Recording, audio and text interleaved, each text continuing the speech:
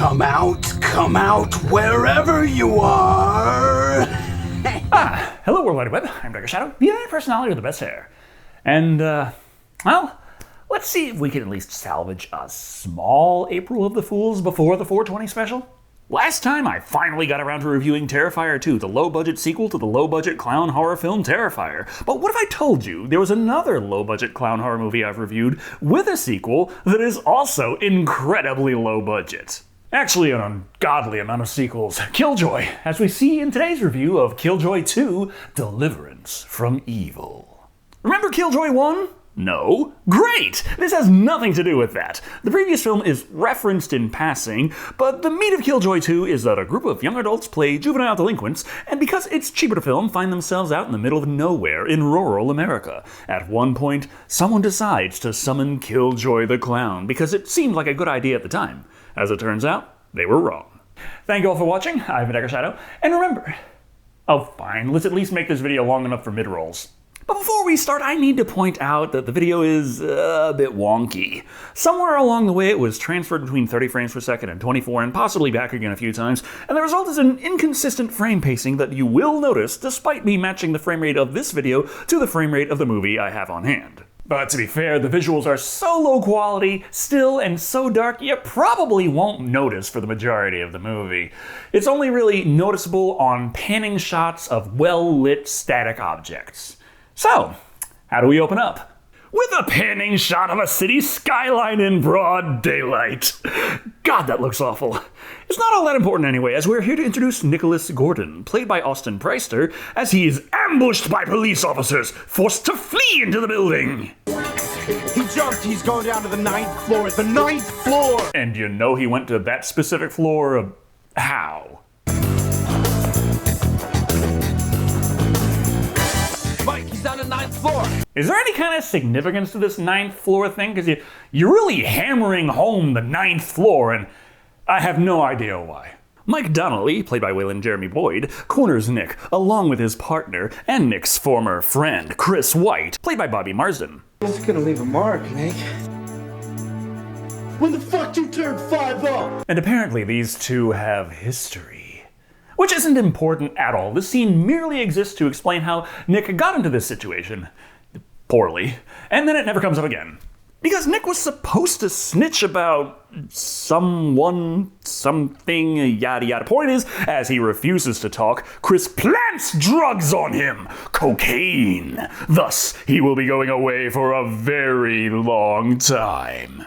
To juvie. Yeah, this is the pick of the motor pool. Hoping for the best for the youth of America. That's right, kids. These clear adults, whose former friends are also adults and working as police officers, are actually minors.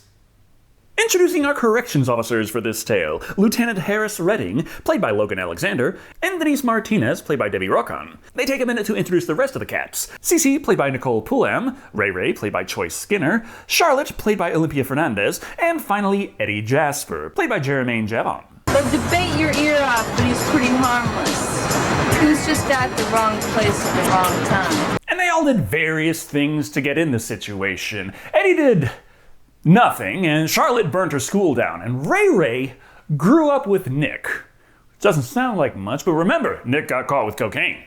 Anyway, Martinez explains that the children present will be joining her and Harris for a 200-mile drive to spend 3 months doing hard labor. We're doing some renovations on a home for some youthful offenders like yourselves. Any questions? You mean you got more kids out there smoking cigarettes with thick facial hair? Anyway, they pile into the van that we're calling a bus and hit the road. Let's not make this any worse than it has to be. That's right. No clowning around. Fire that writer. A few more bad jokes later, and Harris throws on some road trip tunes, so he can be spared the dialogue at least for a bit, as they drive through California. Once they're far enough from the city, the van comes to a stop for some food. Oh, hell no! This has gotta be a joke. What the hell are we stopping here for? What's wrong with here? Mainly because it just looks like some random person's house, and they're probably not expecting company. All right, everybody, now listen up. No one wanders off. Excuse me, I just thought that correctional facilities had slightly more security than absolutely nothing. In any case, they all shuttle out to get food from somewhere, except for Cece, who absolutely refuses to leave the van bus, swearing she isn't hungry anyway. Also, still don't know what food they're getting, but they somehow found the public bathrooms around here, and boy are they run down. In private, Martinez asks Charlotte if she has any insights as to why Cece is so distant. Just trying to figure that girl out, you know? Good luck. I mean, something would be better than nothing. We're over 10 minutes into this movie, and I have not found a single reason to care about anyone at all. Still, no idea what they ate, we never saw that. But it is now nighttime, and as they drive by the moonlight, suddenly, the van bus breaks down! Finally, our first hint that this is a horror movie. Now at night, in the middle of nowhere, the car stopped working, and the cell phone can't get a signal. I heard some crazy shit about people that live in places like this. Yeah, those chainsaw families out here and shit. Crazy fuckers be wearing their brother's face like a Halloween mask. Please, stop reminding me of movies I'd rather be watching. Now, as they were doing a scheduled transport of inmates, failure to arrive at their destination should trigger a search and rescue, but forget all that. Let's immediately wander off, not following the road, but going into the woods in the middle of the night. At least Harris and the guys. Martinez stays in the van bus with the girls. Are there like any wild animals out here? We're in the fucking woods, for fuck's sakes. We're surrounded by wild animals. Hey. I think I see something. Their aimless wandering somehow allows them to come across a building. However, they can't just run up as fast as they can. They have to take this situation delicately. Whoever they are, I bet the last thing they're expecting on their front porch is 4 black dudes from LA. Not all the sheets down the beds out here. Yeah. Sometimes they hang them up on clotheslines, too. They head over to the homestead, lawn covered in debris, and of course the ominous target along the way. Hello? Anybody home? Great. Nobody home. He's tried nothing, and he's all out of ideas. As it took longer than 2 seconds for an answer in the middle of the night, Harris is certain they'll just have to wait for whoever lives here to return. He's certain the place isn't abandoned, as there is clearly electricity on in there. In any case, the kids can stay here while Harris goes off into the woods again in hopes of a better cell phone signal. This is some bullshit, man. I'm about to make myself at home. But what's this? Ray has had enough and decides the best course of action is good old-fashioned breaking and entering. Hey, Ray, as long as we're breaking the law here, you ever think about maybe just, I don't know, making a run for it? Out in the middle of nowhere, under the cover of night. As Ray expertly breaks into the house, making as much noise as possible once inside, Harris gives up on the phone anyway and heads back. Too late to stop Ray, but just in time to catch him get shot in the back at point-blank range with a 12-gauge shotgun. Damn, you crazy redneck bitch! Wielded by Lily, played by Tammy Sutton, the director. Considering they just broke into her house, she's not looking to hear anyone out about anything. Listen, you're trespassing on my land. and that gives you the right to shoot somebody? Did you happen to miss the break-in, Harris? Eddie yells at the woman, and then it looks like he's going to be next, until Harris pulls out his gun and blows her away! Don't fuck with my kids. Yay! Hero. While the headshot kills her instantly, Ray is still alive. He merely got shot in the back, right in the spine, with a 12-gauge. The point is, they need to get him help and fast. Thus, the kids are told to drag his ass back to the van bus, while Harris continues to search for a phone. And just throwing this out there, Killjoy hasn't even remotely shown up yet. All the death and pain so far is sheerly because of their own stupidity. Anyway, the guys return with tales of the crazy Alabama bitch and how Ray is seriously wounded, and they don't know what to do. We need some medical help. We need some guns. We need the Air Force. We need the S-1Ws. Calm down, Nick. It was one woman who is now dead. But they think it might have been even more. After all, there was another gunshot. Maybe. And who knows how far behind us those bastards are. Let him come. But this ain't no time for you to be getting no brass balls. They probably killed my partner. And I'll probably kill each and every last one of them. But Nick doesn't trust Martinez to lead this operation, so he takes the gun and takes over. Seriously, he's not holding her hostage or anything. Everyone just kind of agrees he's the best one to have the gun and follows his command. Thus, a new plan. Wander off in the woods, in the dark, looking for help, but in a different direction. This goes about the same. They wander a tad, argue a lot, and then, ooh, looky here, the lights of a distant house. Look, not so fast. I'm not walking into another ambush. Ever thought about maybe not breaking into this one? Nick, this is not a game. So he shouldn't be cautious? I have no idea what you're upset about here. So, breaking into the last house didn't go so well. How should they go about this one? Easy. Don't knock, but sneak inside the conveniently unlocked door before holding the owner up at gunpoint. Kaja Bazo, played by Rhonda Clairbout. Luckily for them, she takes this considerably better than you'd expect, offering to help however she can. Do you have a phone we could use? No, I'm sorry. Do you have a car that we could borrow to get some help? No, I'm sorry. I don't. Are you at least gonna like the video? And subscribe if you haven't. No, I'm sorry. Okay, come on, it's not that hard, and it really helps the channel and the algorithm and all of that, you know. I could use a little kickback here and there. No, I'm sorry. Fine, I'll do it myself. But she's one of those handy-dandy witches of the woods, narrowing down exactly what kind of help she can offer Ray Ray. Therefore, it's time to break out the chicken feet. I think it's voodoo. What? Voodoo. Food? What kind of bullshit is that? It's mostly rums and fruit juices. Honestly, it looks like you could use one. Can you save him? I can try. You better do more than just try. Could these characters maybe try to not make things worse at every conceivable opportunity? Kaja smoothly talks Nick out of blowing her away, and the spell is completed. Off screen. And it's one of those time release spells. Gotta give it a while to kick in. So, in the meantime, Cece regales the group with her family tales of voodoo. Her grandmother told her about it, and how you have to be careful with it, because in the wrong hands, it could be dangerous. Like that time when this kid summoned the spirit. An evil spirit named Killjoy. Killjoy. Thank you! We're 40 minutes into this movie and you finally bring up the main character. Anyway, she gives a little summary of the previous movie. At least close enough to set up this movie. Kid summoned Killjoy for revenge, but failed. But succeeded. But it was the kid's body Killjoy used to kill the gang, and in doing so, caused Killjoy to become stronger. Is there supposed to be some type of moral to this story? Movie magic is whatever the hell it needs to be at any particular time. Frustrated, Nick steps out for a moment for some fresh air. For no apparent reason, Cece follows, bemoaning her lack of drugs to take the edge off. However, Nick pipes up that, he just so happens to be in the drug dealing business. But every deal has a price. Voodoo magic can do anything, right?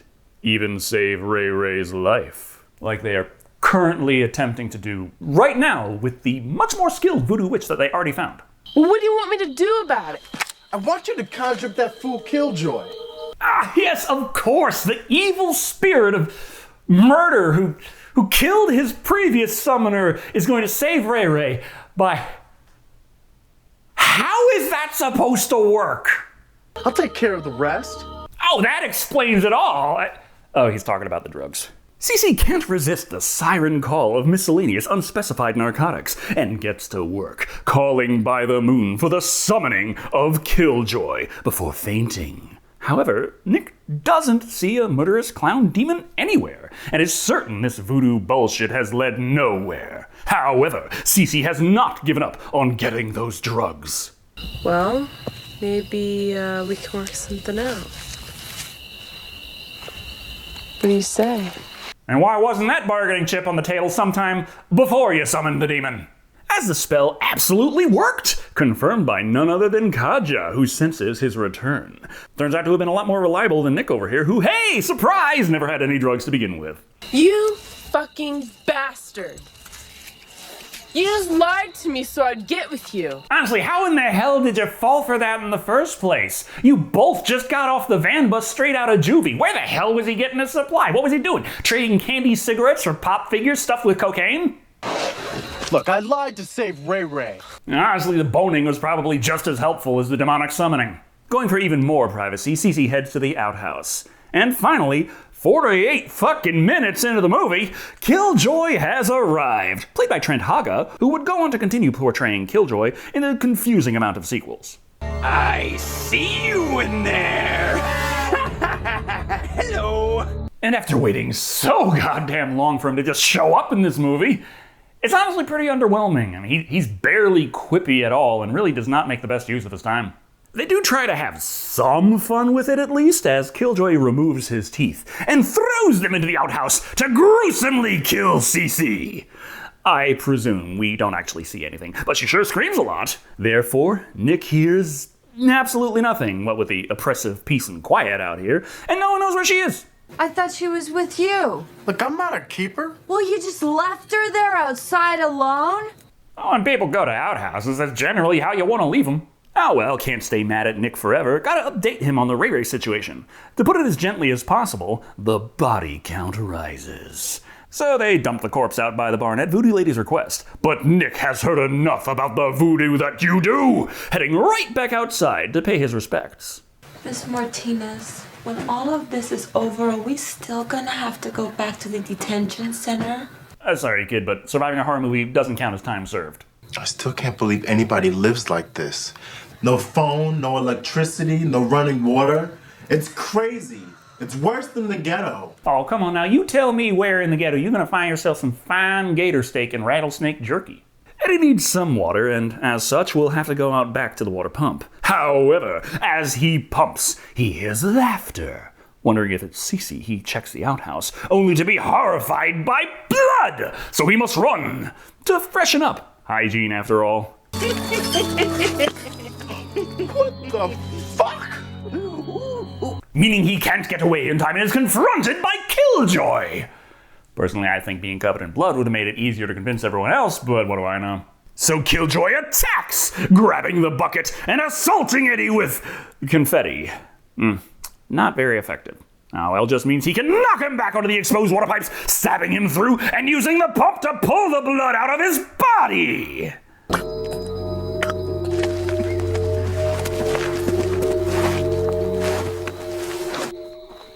And then Killjoy just walks to the left. He's pretty much just hanging around outside, killing people, and sometimes joking, oftentimes not.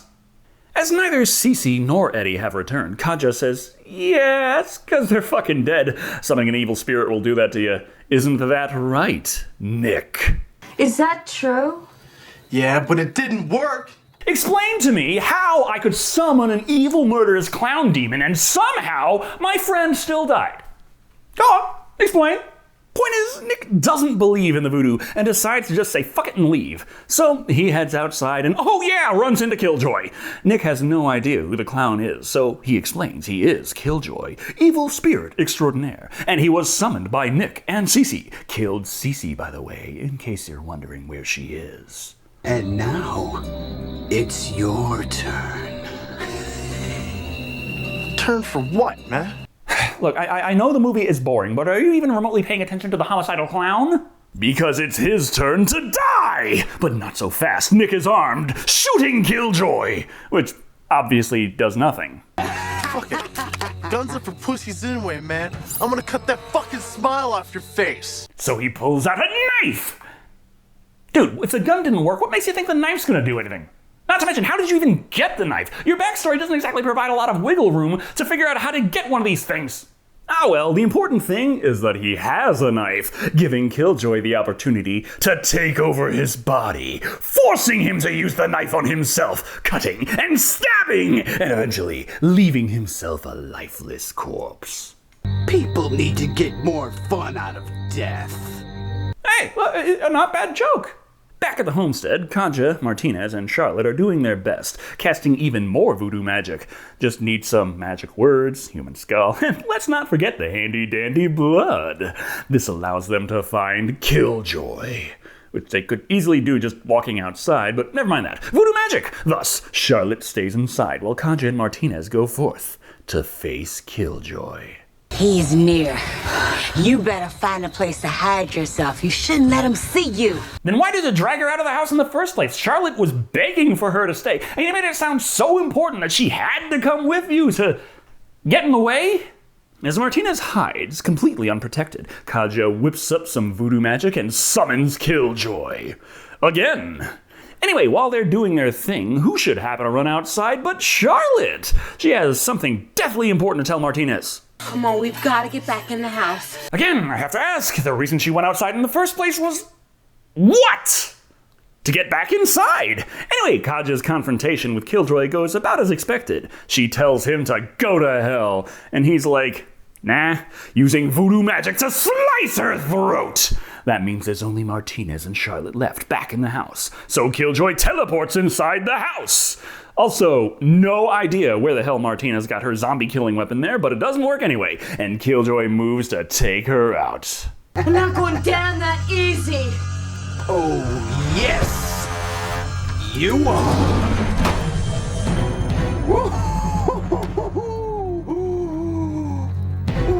And she just falls down.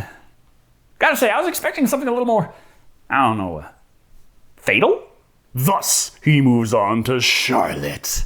Leave me alone, you psycho circus. No, that's not until the 5th movie in 2016. This calls for some emergency voodoo. Killjoy gives her a minute, but after time's up, he goes for the kill. But what's this? Harris has returned from off-screen, and he has a shotgun. But Killjoy just telekinetically throws it away before throwing Harris around like nothing. But wait, Charlotte splashes him with... something... KY jelly? This party's over, brother. Which kills Killjoy, I guess. I was kind of expecting more of a banishment or a total destruction, but I guess that works. Goopy face. Therefore, happy ending! Harris is alive, but Martinez is dead. But Charlotte is alive, but left to sleep on the floor for some reason. But Martinez is alive! And not only that. Harris,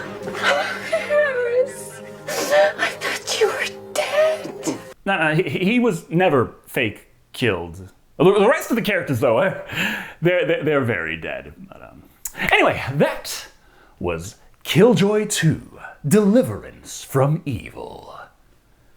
I don't know how you go about making a movie worse than Killjoy 1, but somehow they found a way. Killjoy 1 was a low-budget, poorly written mess of a movie, and it's hard to believe it even managed to get a sequel, but they showed us we were all wrong when we said that there was nowhere to go but up.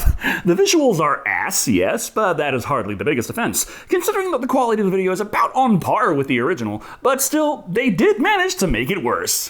While Killjoy 1 took place in the ghetto and hopped back and forth between various buildings, streets, and Killjoy's alternate dimension, Killjoy 2 is out in the middle of the woods, at night.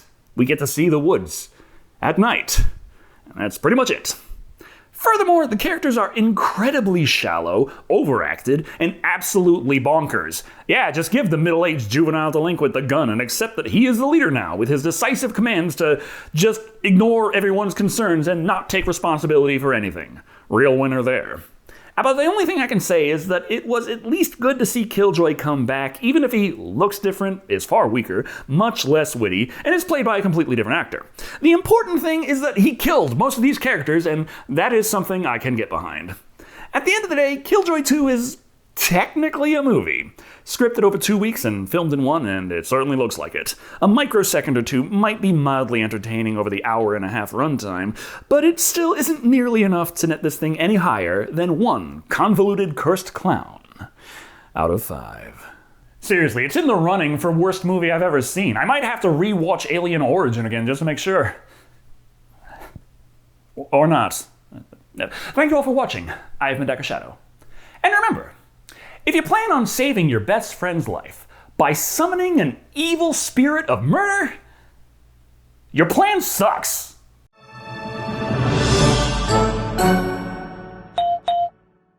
I guess the only question is, how long is this going to take, huh?